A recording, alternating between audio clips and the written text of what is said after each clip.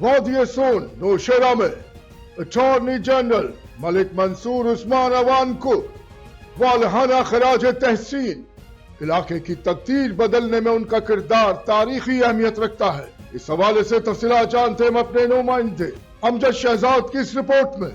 मुअज़्ज़ज़ attorney general Malik Mansoor Usman Awan के एजाज़ में वालहाना खराज तहसीन। काबिल एहतराम अटॉर्नी जनरल पाकिस्तान जनाब मलिक मंसूर उस्मान अवान की शख्सियत इल्म, दियानत और काबिलियत के दरख्शंदा बाब है। मुल्क के सबसे बड़े कानूनी ओहदे पर इनकी तकरीर न सिर्फ इनकी अपनी ज़ात के लिए एक अजीम एजाज़ है, बल्कि ये ज़िला खुशाब और बिलखुसूस वादी सून सकेसर के लिए भी बाइस फ़ख्र बात है। इनके आला तरीन कामयाबी ने यह साबित कर दिया है कि हमारी मिट्टी में भी कौमी सतह के बेहतरीन क़यादत और लाजवाब सलाहियतें मौजूद हैं। हम सब इस हीरो के कामयाबी पर फ़ख्र करते हैं जिसने अपने किरदार की रोशनी में मुल्क का नाम रोशन किया है।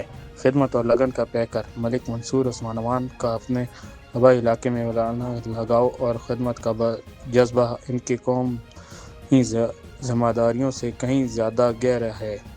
वादी सून सकैसर की महरूमियों को दूर करने और इस तरक्की की राह में गामज़न करने में इनका किरदार मखसूस नुमाया नहीं बल्कि एक तारीख़ी अहमियत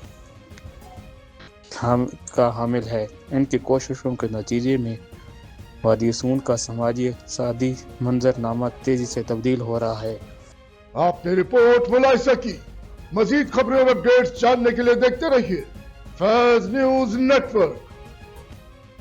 फैज न्यूज, फैज सबके लिए।